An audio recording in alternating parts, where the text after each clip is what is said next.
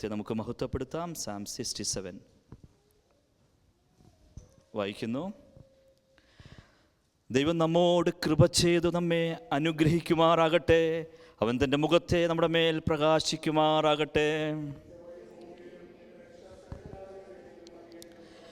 ദൈവമേ, ജാതികൾ നിന്നെ സ്തുതിക്കും, സകല ജാതികളും നിന്നെ സ്തുതിക്കും.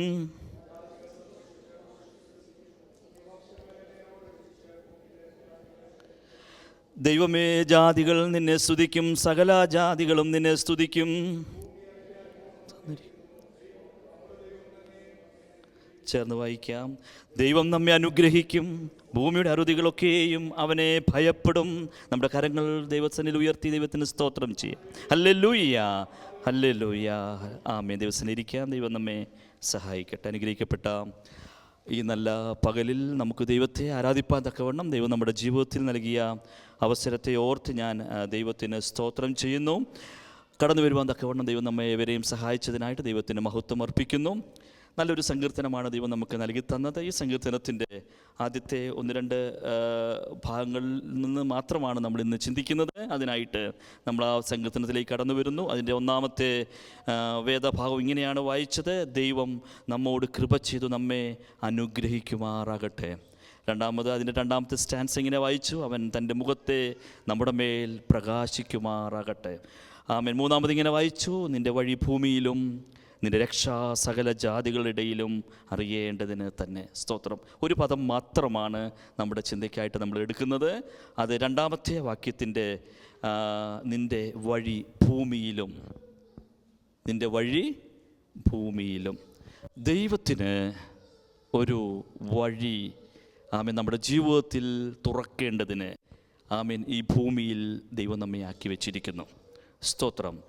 ദൈവം നമ്മെ സൃഷ്ടിച്ച് ആക്കി വെച്ചത് ആമേൻ ദൈവത്തെ ആരാധിക്കുവാനും ദൈവിക നന്മകളും ദൈവിക അനുഗ്രഹങ്ങളും നമ്മൾ പ്രാപിച്ച് നിത്യത ആമേൻ അവകാശമാക്കുവാൻ വേണ്ടി മാത്രമാണ്. സ്തോത്രം. ആ യാത്രയിൽ ആമേൻ നമുക്കാവശ്യമായതെല്ലാം അതാത് സമയങ്ങളിൽ ദൈവം നമുക്ക് നൽകി നമ്മെ വഴി നടത്തും. നമ്മുടെ ജീവിതത്തിൻ്റെ ഓരോ സാഹചര്യങ്ങളിലും നമുക്കെന്തെല്ലാമാണ് ആവശ്യമുള്ളത് അതെല്ലാം നമുക്ക് നൽകി ഭൗതികമായിട്ടും ആമേൻ ആത്മീകമായിട്ടും ദൈവം നമ്മെ വഴി നടത്തും. ഞാൻ പറഞ്ഞതുപോലെ നിൻ്റെ വഴി എന്നുള്ള ഒറ്റ പദമാണ് ഈ സങ്കീർത്തനത്തിലൂടെ ആമേൻ ധ്യാനിച്ച് നമ്മൾ ദൈവത്തെ മഹത്വപ്പെടുത്തുന്നത്. എന്താണ് വഴി? ആമേൻ. ഒരുപാട് വഴികളുണ്ടല്ലേ? നമ്മൾ പറയാറുണ്ടല്ലോ, ഒരു വിഷയം വരുന്ന സമയത്ത് നമ്മളിങ്ങനെ തലയിലൊന്ന് ഞാൻ ടച്ച് ചെയ്തിട്ട് ഇങ്ങനെ പറയത്തില്ലേ, എന്താ ഒരു വഴി? ആമേ, എന്താ ഒരു സൊല്യൂഷൻ ഇല്ലേ? വഴി ക്രിസ്തുവാണ്. വചനം ഇങ്ങനെ പറയുന്നത്: ഞാൻ തന്നെ വഴിയും സത്യവും ജീവനും ആകുന്നു. അപ്പോൾ വഴി ആരാണ്? ക്രിസ്തുവാണ് വഴി. ക്രിസ്തുവാകുന്ന വഴി എവിടെ കൊണ്ടെത്തിക്കും? നമ്മെ നിത്യതയിൽ കൊണ്ടെത്തിക്കും. സ്വർഗത്തിലേക്കുള്ള വഴിയാണ് ക്രിസ്തു. ദൈവവചനം. വചനം കാലിന് ദീപവും പാതയ്ക്ക് പ്രകാശവുമാകുന്നു. ആമേൻ. നമ്മളെ പ്രകാശിപ്പിച്ച് ആമേൻ നിത്യതയിലേക്ക് എത്തിക്കുന്നതാണ് ദൈവത്തിൻ്റെ നമ്മോടുള്ള വഴി. അതുകൊണ്ട് യേശു ക്രിസ്തു ഇല്ലാത്ത ഒരു ജീവിതം നമുക്ക് വേണ്ട. അത് നമ്മളെ എവിടെയും കൊണ്ട് എത്തിക്കത്തില്ല. എന്നാൽ ഓർക്കുക, ക്രിസ്തുവാകുന്ന വഴിയിലൂടെ സഞ്ചരിച്ച് നാം എത്തേണ്ട സ്ഥലത്ത് എത്താതിരിക്കുവാൻ തക്കവണ്ണം വഴി തെറ്റിക്കുന്ന ഒരു പ്രതിയോഗി നമ്മുടെ ജീവിതത്തിൽ നമ്മുടെ മുൻപിലുണ്ട്. ആരാണ് ആ പ്രതിയോഗി? നമുക്കറിയാം, അത് സാത്താനാണ് അല്ലേ? ദൈവത്തിന് സ്തോത്രം. തിരുവചനത്തിൽ ഇങ്ങനെ വായിക്കുന്നത് 1 പത്രോസ് 5:8 നിങ്ങളുടെ പ്രതിയോഗിയായ പിശാച് അലറുന്ന സിംഹം പോലെ ആരെ വിഴുങ്ങേണ്ടു എന്ന് തിരഞ്ഞ് ചുറ്റി സഞ്ചരിക്കുന്നു. അതുകൊണ്ട് നിങ്ങൾ ഉണർന്നിരിപ്പീൻ. അപ്പോൾ പ്രതിയോഗിയായ പിശാച് ആരെ വിഴുങ്ങണം എന്ന് വിചാരിച്ച് തിരിഞ്ഞ് ചുറ്റി സഞ്ചരിക്കുന്നു. അപ്പോൾ പിശാചിൻ്റെ ലക്ഷ്യം എന്താണ്? നിങ്ങളെ വിഴുങ്ങണം. ക്രിസ്തുവാകുന്ന വഴിയിലൂടെ നിത്യതയിലേക്ക് നിങ്ങളെ എത്തിക്കാതിരിപ്പാൻ തക്കവണ്ണം നിങ്ങളെ വിഴുങ്ങണം. അതാണ് പിശാചിൻ്റെ ലക്ഷ്യം. ആ ലക്ഷ്യം പിശാച് എവിടെ ആരംഭിച്ചത്? നമുക്കറിയാം, അങ്ങ് ഏദനിൽ ആദാം ഹവ്വ ദമ്പതിമാരെ ദൈവം സൃഷ്ടിച്ച് ഏദനിലാക്കി വെച്ചപ്പോൾ അവിടെ ഈ കൗശലക്കാരനായ പിശാച് പാമ്പിൻ്റെ രൂപത്തിൽ അവരോട് വന്ന് സംസാരിക്കുകയാണ്. പിശാച് സംസാരിച്ചിട്ട് ഇവരെ വഴിതെറ്റിക്കുന്നതായിട്ട് ഉൽപ്പത്തി പുസ്തകം 3-ാം അധ്യായം അതിൻ്റെ 1-ാം വാക്യത്തിൽ കാണുന്നു. ജനസിസ് 3:1. ദൈവത്തിന് സ്തോത്രം ചെയ്യുന്നു. എന്താ സംഭവിച്ചത്? പിശാച് സംസാരിക്കുമോ? സംസാരിച്ചില്ലേ? എന്താ സംസാരിച്ചത്? യഹോവയായ ദൈവം, നിങ്ങളുടെ കയ്യിൽ ബൈബിൾ ഉണ്ടെങ്കിൽ തുറന്നു നോക്കിയാട്ടെ. യഹോവയായ ദൈവം 3:1. ഉണ്ടാക്കി എല്ലാ കാട്ടുമൃഗങ്ങളെക്കാളും പാമ്പ് കൗശലമേറിയതായിരുന്നു. അപ്പോൾ പാമ്പിൻ്റെ സ്വഭാവം എന്താണ്? അവൻ കൗശലമുള്ള പാമ്പാണ്. ഈ പാമ്പ് ആരാണ്? പിശാച് തന്നെയാണ്. അത് സ്ത്രീയോട് വന്ന് ചോദിക്കുന്നു, വാസ്തവമായിട്ട് ഈ ഫലം നിങ്ങൾക്ക് കഴിക്കാമോ എന്ന് ചോദിക്കുന്നു. അവിടെ നമുക്കറിയാം പാകം. പാമ്പ് എന്താണ്? കൗശലക്കാരനാണ്. നിങ്ങൾ നേരെ പുതിയ നിയമത്തിലേക്ക് ഒന്ന് വന്നാട്ടെ. എഫെസ്യ ലേഖനം 6:11. പിശാചിൻ്റെ തന്ത്രങ്ങളോട് എതിർത്തു നിൽപ്പാൻ കഴിയേണ്ടതിന് നിങ്ങൾ ദൈവത്തിൻ്റെ സർവായുധവർഗം ധരിച്ചു കൊള്ളണം. നോക്കുക, പിശാചിനെ കുറിച്ച് 1-2 കാര്യങ്ങൾ പറഞ്ഞേ പറ്റൂ. 1, പിശാച് കൗശലക്കാരനാണ്. ഉൽപ്പത്തി 3:1. 2, പിശാചിന് എന്തുണ്ട്? തന്ത്രങ്ങളുണ്ട്. അടുത്തത് പിശാച് 2 കൊരിന്ത്യർ 11:14. 2 കൊരിന്ത്യൻസ് 11:14. പിശാച് താൻ വെളിച്ച ദൂതൻ്റെ വേഷം ധരിക്കുന്നുവല്ലോ. സാത്താൻ താനും വെളിച്ച ദൂതൻ്റെ, അപ്പം അവൻ വേഷം ധരിച്ചു വരും. അവൻ തന്ത്രങ്ങൾ മെനഞ്ഞുകൊണ്ടുവരും. അവൻ കൗശലക്കാരനാണ് പിശാച്. അതുകൊണ്ട് ഹവ്വയോട് ഇങ്ങനെയാണ് തിരുവചനത്തിൽ എഫെസ്യ ലേഖനം 4:27 പറയുന്നത്. എടുത്താട്ടെ, എഫെസ്യ ലേഖനം 4:27 ഹവ്വയോടുള്ള ദൈവികാലോചനയാണ്. പ്രിയമുള്ള നമ്മളോടുള്ള ദൈവികാലോചനയാണ്. അതുകൊണ്ട് പിശാചിന് ഇടം കൊടുക്കരുത്. ഹവ്വയ്ക്ക് എന്താ സംഭവിച്ചത്? പിശാചിന് ഇടം കൊടുത്തു. പിശാചിനോട് സംസാരിപ്പാൻ ഇടം കൊടുത്തു. നോക്കുക, അൺനെസസറി ടോക്കാണ് പാപത്തിലേക്ക് നയിച്ചത്. അനാവശ്യ സംസാരങ്ങൾ, അനാവശ്യ ഇടപെടൽ, ഇതാണ് പാപത്തിലേക്ക് ഹവ്വയെ നയിച്ചത്. എന്ത് സംഭവിച്ചു? ഹവ്വ ആദം ദമ്പതിമാർ പാപം ചെയ്തു. ആ പാപത്തിൻ്റെ പരിണിത ഫലമായിട്ട് എന്താ സംഭവിച്ചത്? അവരെ ഏദൻ തോട്ടത്തിൽ നിന്ന് പുറത്തേക്ക് ദൈവം മാറ്റിവെച്ചു. എന്നിട്ട് യേശു കൈവിട്ടോ? ഇല്ല.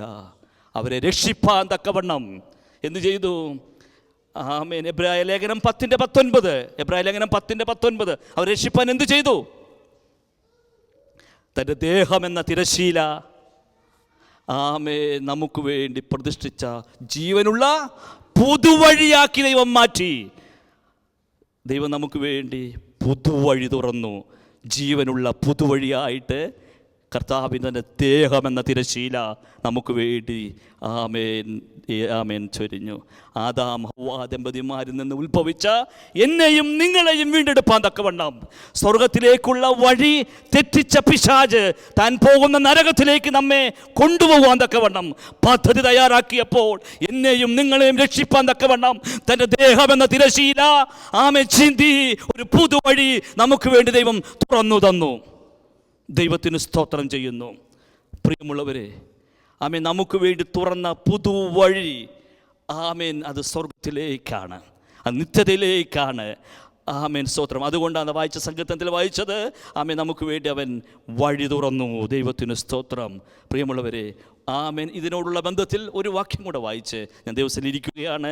എടുത്താട്ടെ, യെശയ്യാ പ്രവചന പുസ്തകം 42:16, 42:16 എടുത്താട്ടെ. സ്തോത്രം.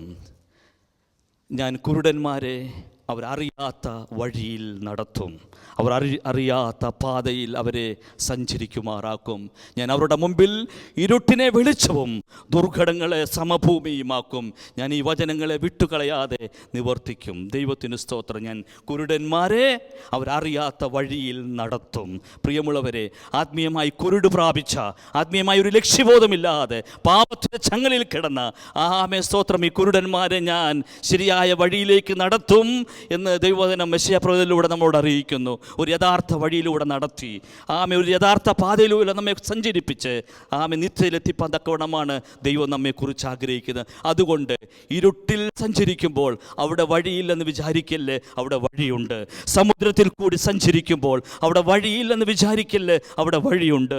അഗ്നി മൂടാൻ ശ്രമിക്കുമ്പോൾ അവിടെ വഴിയില്ലെന്ന് വിചാരിക്കല്ലേ, അവിടെ വഴിയുണ്ട്. സ്തോത്രം. മരുഭൂമിയിൽ വഴിയില്ലെന്ന് വിചാരിക്കല്ലേ, അവിടെ വഴിയുണ്ട്. കടഭാരത്തിന് മുൻപിൽ വഴിയില്ലെന്ന് വിചാരിക്കല്ലേ, അവിടെ വഴിയുണ്ട്. ഏകാഗ്രതയിൽ സ്തോത്രം. ദൈവത്തെ സ്തുതിച്ചാട്ടെ. സ്തോത്രം. ഒറ്റയ്ക്ക് ജീവിക്കുന്ന സന്ദർഭങ്ങളിൽ മുന്നോട്ട് എങ്ങനെ പോകുമെന്ന് ചിന്തിക്കുമ്പോൾ അവിടെ വഴിയില്ല എന്ന് വിചാരിക്കല്ലേ, അവിടെ ദൈവത്തിന് വഴിയുണ്ട്. പ്രിയമുള്ളവരെ, ദൈവസേന ഇന്നൊന്ന് സമർപ്പിച്ചു കൊടുത്താട്ടെ. നിന്റെ ജീവിതത്തിന് ഏത് മണ്ഡലമാണോ അവിടെ വഴിയില്ല, മുന്നോട്ട് പോകാൻ കഴിയത്തില്ല, പ്രയാസമാണ്, അങ്ങനെ ഭാരപ്പെടുന്നുവെങ്കിൽ അവിടെ ദൈവത്തിനൊരു വഴിയുണ്ട്. ദൈവത്തിന് സ്തോത്രം. ഇന്ന് ഈ വചനത്താൽ ദൈവം നിങ്ങൾ അനുഗ്രഹിക്കാൻ പോവുകയാണ്. സ്തോത്രം. ഏത് മണ്ഡലത്തിലാണ് പ്രതിസന്ധിയായിട്ട് നിൽക്കുന്നതെന്ന് വിചാരിച്ചോ, അവിടെ ദൈവത്തിനൊരു വഴിയുണ്ട്. അത് അത്ഭുത വഴിയാണ്, അത് നിത്യ വഴിയാണ്, അത് ശാശ്വതമായ വഴിയാണ്. സ്തോത്രം. അത് മുന്നോട്ട് വിടാതെ വണ്ണം തടസ്സപ്പെടുത്തുന്ന എല്ലാ തടസ്സങ്ങളെയും ദൈവം മാറ്റി മുന്നോട്ടുള്ളൊരു വഴി ദൈവം തുറക്കുകയാണ്. ദൈവത്തിന് സ്തോത്രം. നമ്മുടെ ജീവിതത്തിൽ കർത്താവ് ഇന്ന് ഈ പകലിൽ കേട്ട ദൈവവചനത്താൽ സാത്താൻ്റെ സകല പദ്ധതിയെയും തകർത്തു കളഞ്ഞ് അവൻ്റെ എല്ലാ പദ്ധതിയെയും ഉടച്ചു കളഞ്ഞ് നമുക്കിവിടെ ഒരു വഴി തുറക്കാൻ പോവുകയാണ്. നിങ്ങൾ തുടർന്ന് കേൾക്കുന്ന ദൈവവചനത്തിലൂടെ ആ വഴിയുടെ ലക്ഷ്യസ്ഥാനത്തെത്തുവാൻ തക്കവണ്ണം ദൈവം നമ്മെ സഹായിക്കും. ഈ വായിച്ച ഭാഗങ്ങളിലൂടെ ദൈവം നമ്മെ അനുഗ്രഹിക്കട്ടെ എന്ന് പറഞ്ഞുകൊണ്ട് ദൈവം ഇരിക്കുന്നു. ദൈവം നമ്മെ സഹായിക്കട്ടെ. ആമേൻ. വളരെ അനുഗ്രഹീതമായ നിലയിൽ കർത്താവിൻ്റെ വചനത്തിൽ കൂടെ നാം കേൾക്കുകയായിരുന്നു.